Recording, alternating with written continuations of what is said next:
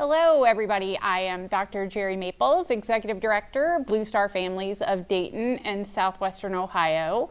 And I'm excited to bring on my guest today, Chip Mardis with Greenlight Connections, who is really done a phenomenal job doing his part and Greenlight Connections' part to combating the military spouse or underemployment crisis that we sometimes don't hear too much about. So I'm going to welcome Chip into the screen. Chip, how are you today?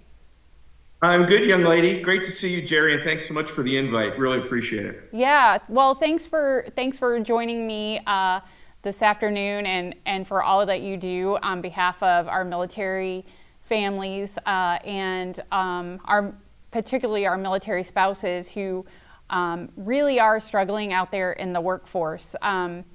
This is Military Family Appreciation Month, the month of November, and so it really, I think, is a really good conversation to have really surrounding our military spouses and that struggle that they see while their loved one is serving to really kind of balance their own careers. And so thanks for doing your part on that. And I want to start by really kind of having you tell us a little bit about Chip and how Greenlight Connections came to be. Well, that'll be a quick story. That's for darn sure. On everybody in Dayton, Ohio, I hope it's still great in Dayton. I had four of my finest years there. I'm a University of Dayton graduate, and I guess a lot of this credit goes to UD.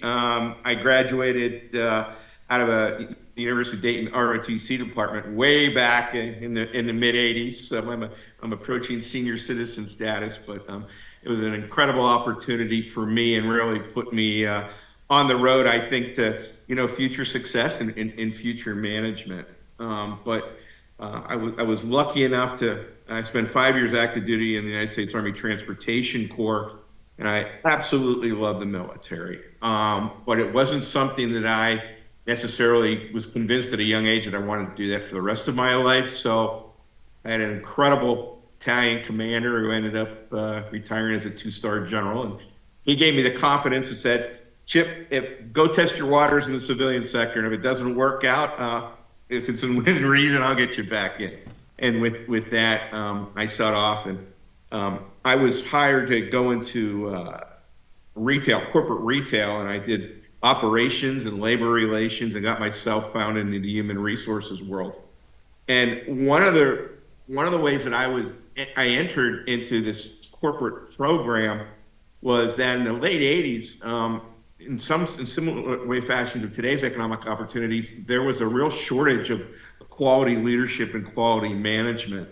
And I was the first military guy to join the old May department stores company, which was later bought up by Macy's.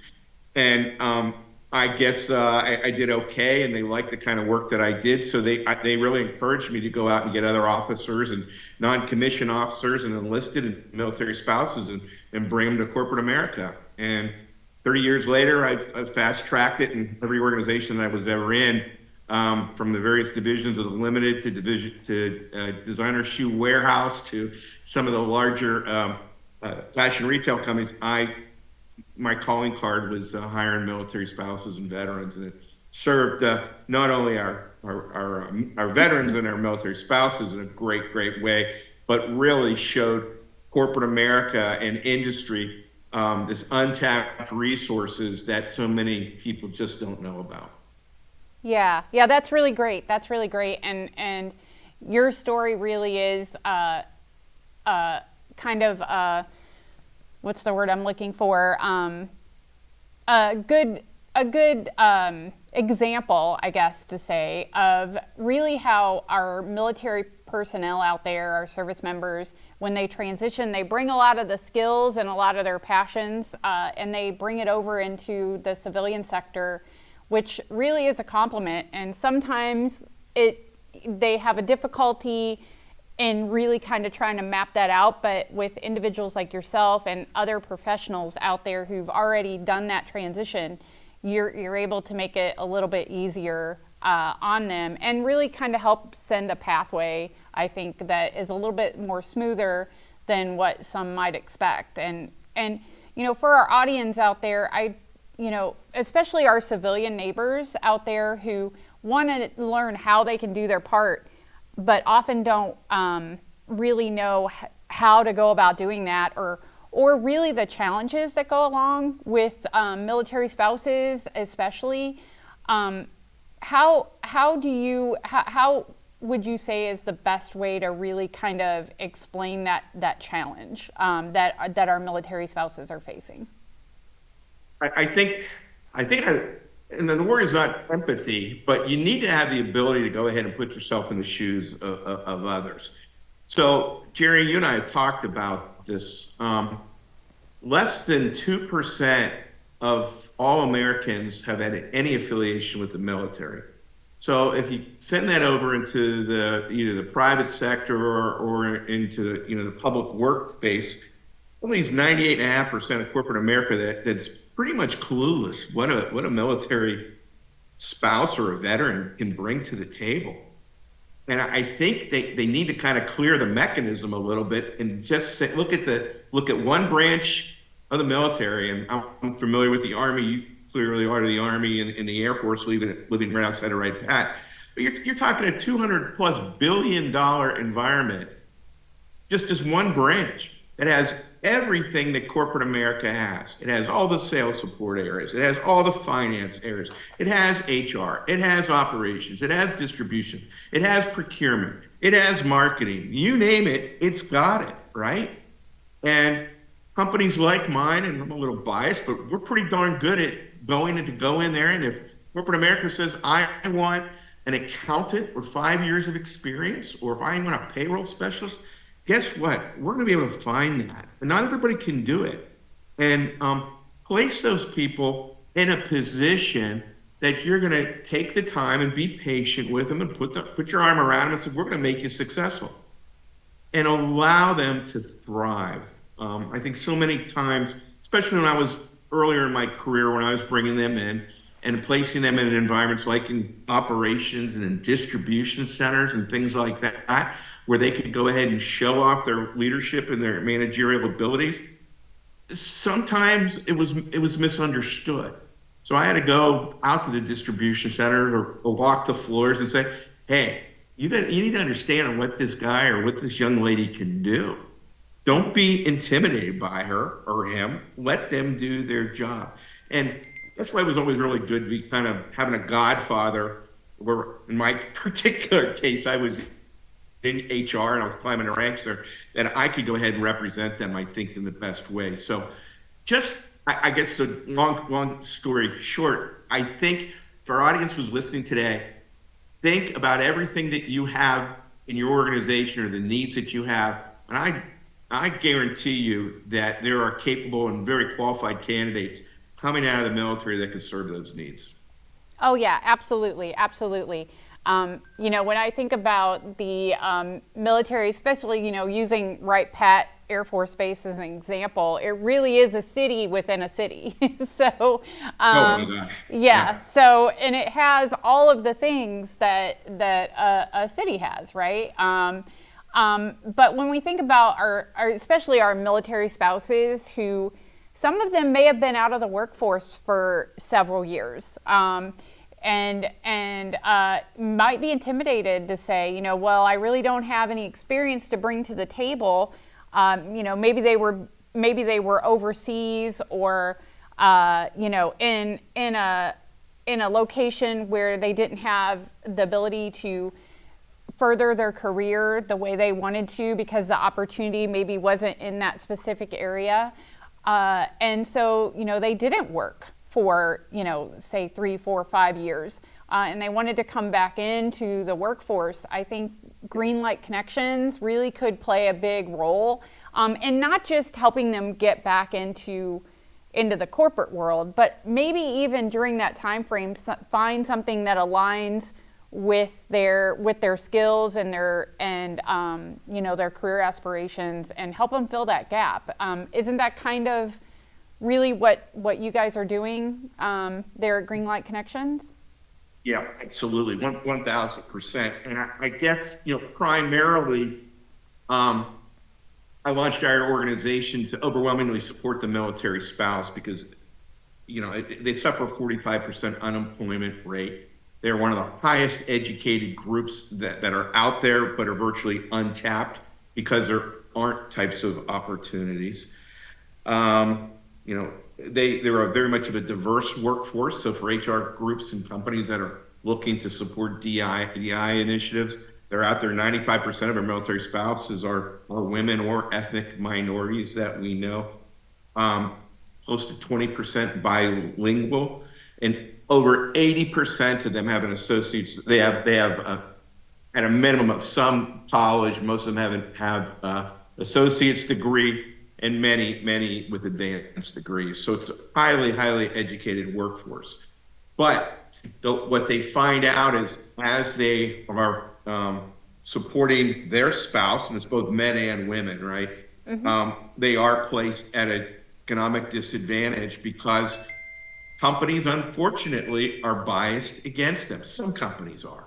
Our military spouses, and a lot of times are very fearful, or very they keep it close to the vest in terms of even sharing with people that they're military spouses, on fear that they won't be hired. I saw it firsthand in corporate America as we opened up stores in some of the various companies, and I went to the store managers and the regionals and the district managers. Why are we not hiring these military spouses? I go, it is a gift. And I would look at them incredulously, and the answers would come back and state, well, they're married to a Marine, and I think we're only going to get a year out of them. I said, glory be, how great would it be if we got a whole year out of an associate working in a retail store? So short-sighted on so many levels. But what the reason we started this company is that, first of all, I'm very fond of the demographic. We have great credibility in the demographic. I knew how to get to them based on the relationships that we could have, not only at the base and at the post level, but the business model, Geri, that we created was that my HR operations group, they are all active duty military spouses or dependents, right? Right. Or veterans, for family members that were veterans. So everybody understands it. And unless you have somebody on the inside that knows how to pull those levers, how to have credibility with that demographic, it's kind of tough. So yeah, it definitely is. It definitely is. And I think, really having that deeper understanding and lived experience goes, 1,000+ miles for sure. Yeah. So let's talk about that for a moment, about Greenlight Connections. I know you guys are really kind of a staffing company, right? So you're putting these spouses or veterans or folks into positions that are portable in many ways, right? So it can travel with them. Tell us a little bit about that. Yeah, absolutely.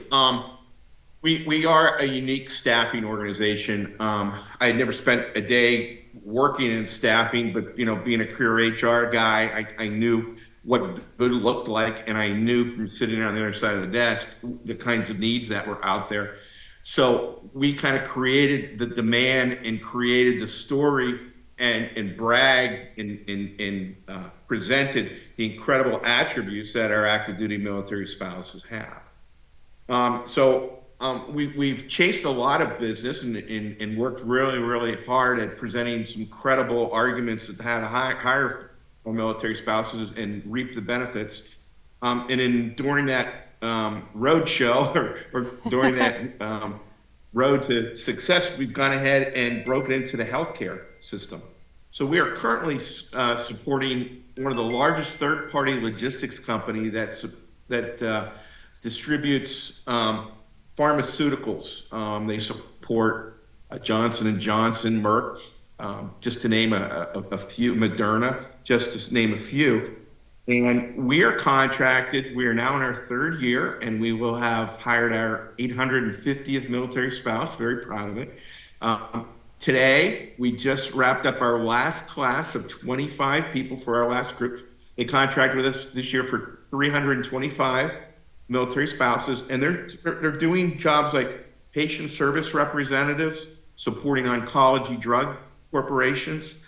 They're doing benefits verification specialists. They're doing data intake roles, and it is all both phone and computer type of work where they are supporting patient services on getting the information that they need so they will be able to acquire these various drugs. And they hire our folks for anywhere from typically 6 to 9 months on a contracted basis. But we also have been very successful in placing people, military spouses and veterans, in full roles, starting out as a salaried associates. We also place directly into some of the various divisions, and we also do temp to perm. But this, what's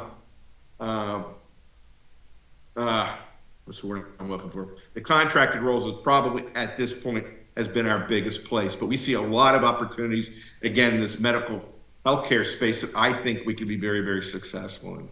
I love that. I love that. And, you know, when you think about like the 6 months to the 9 months, that can play a big role, especially during PCS season when our families, you know, often find themselves going across the country or sometimes across the globe, right, to new duty stations. I think those 6 to 9 months roles gives them experience during that time, but also can play a large role in that transition process and help them, you know, during that time get to wherever it is their family finds themselves on this next military journey that they have.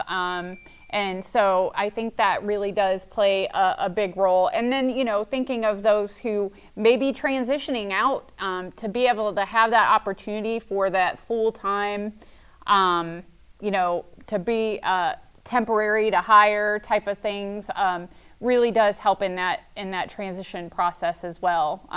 You know, our families have a lot of things that they deal with outside of employment. You know, Blue Star families, our annual military family lifestyle survey often tells us that they face unique financial stressors. They're facing food insecurity, they're facing challenges with childcare and access to childcare and all of these different things. So your organization's doing a really great job helping alleviate some of those stressors and giving them opportunities that they may not have the ability or access to in different locations, wherever they are serving. So you're definitely doing your part for sure. How can others do their part, Chip? When you think about corporations out there who might say, you know what, I want to reach out to Chip and see how my organization can you know, be part of this. Yeah, absolutely. I wanted to throw this in here. Yes, we have big hearts and we're doing the right things, but I purposely don't necessarily, and you and I have had this conversation, I don't have to wrap myself in a flag and call on the Patriot card because this is a great business opportunity for corporations. I'll just give you one little example. We outperform their civilian counterparts. And this isn't against civilians. It's just that I have spent a lifetime of my career working with this demographic, and I know what good looks like, and I know what good looks like being an HR guy in a pretty aggressive environment. And we can find the best. So our retention rates typically are 50% better than the civilians' counterparts in these roles. Where it really stands out, Geri, is that 45% of my military spouses that are in just this one program, okay, and it's typically 250 to 300 people, 45% return each and every year. I'm not a staffing guy, and I know staffing organizations would love to be able to brag about that, but that does not happen. So we have a very loyal demographic. And to your point, when they PCS, when they transfer, or they ETS when their husband or they decide to get out of the military, they can take those jobs with them in remote roles. Mm-hmm. And that's just really, really, outstanding. We are primarily in the healthcare world, but we also have experience in other lives of doing great types of work. I'm focusing on opportunities within the virtual assistant roles. We're considering chasing and recruiting under some staffing organizations for traveling nurses. There's a lot of sales support roles in medical administration, accounts payable, billing, all types of roles like that. And again, corporations have all those types of sales support roles. We have the ability to be able to present them and find them for them as well. That's amazing. Yeah. Yeah, that's amazing. And so if you are in the HR world out there in Dayton, definitely check Chip out for sure, and Greenlight Connections to learn more about how you might be able to use Greenlight Connections and put our military spouses and transitioning veterans and all those military family members that are in that demographic a new opportunity to help offset some of these challenges that we've talked about today. Military spouses, I guess we should talk about them, right? If they're watching this and saying, that sounds great for me, what type of opportunities do you have out there for them currently? We are, as I just shared, we just put our last class, so we're in a little bit of a transition right now as we're gearing on up. But within the next probably 30 to 45 days, there will be likelihood. They like to come to us. Sometimes there's turnover from other programs that we are not responsible for, and they will come to us because we always have a wealth of backups that have already been vetted. So if there are people who would like to go ahead and go online and see what opportunities we have, they can go on the greenlightconnects.com. It's greenlightconnects.com website and take a look. Yeah, that's awesome. That's awesome. Yeah. I really do appreciate the ways that we've been able to work together here in the Dayton and Southwestern Ohio community. I think going forward, we have some really great opportunities to continue working on this effort to put our military spouses and veterans in opportunities that may align with their skills and goals and career goals. I always say that whenever opportunity and a goal comes together, for career wise, it's a beautiful thing. And what you guys are doing to support our military spouses and transitioning veterans is just to be commended, because it really is a crisis. And I think sometimes our neighbors don't really know just how big of a crisis it is, and how it has all those other connections to things that financial stressors and food insecurity and just all those things that go along together with not being able to find a position that aligns with one's goal, or helps alleviate while the whole family, because the whole family is serving, right? The whole family does serve, and they're oftentimes facing challenges that are compounded, that often don't get put in the spotlight. Well, it's interesting you brought that up. I want to make 2 points. One, this has been a successful venture because of you, and because you reached out and you were willing to share with me all the great things that you were doing. And by far and away, there's a lot of great organizations out there that are supporting the military veterans and the spouses, but you are on a very, very short list of somebody who has reached out and supported what we're trying to do, and a lot more than just great intentions. You put steel on target, as they say in the military, and I just really, really want to thank you for that. And then, second of all, along the lines of military spouses, I was talking to a two-star general just a week and a half ago, who happens to be in medical services and, like you, is supporting me, trying to put more of our spouses together. But he's in charge of a huge reserve component. So the field hospitals and, a complete battalion and a regiment. And he was sharing with me that putting our military spouses is absolutely equally as important of putting the reserve military spouses to work as well, because the focus and the support on the family, right, is just as important. Because when a reservist gets activated, then, as you well know firsthand, I mean, your world can really have to deal with a curveball, and it's happened, and it's continued to happen and it, just like the Air Force does it, the Army and the Navy, it's become a very, very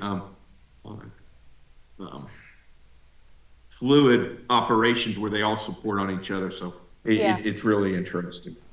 Well, I think that's a good note to end on, because I feel it's military. Like I said earlier, it's military family month, right? Or month of the military family. I should say that properly.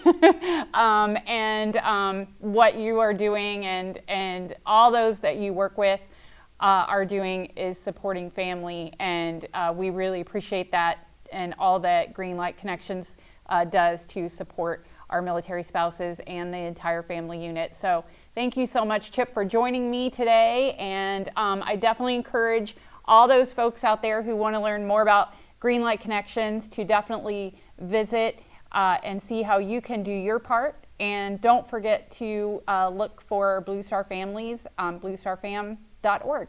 Thank you.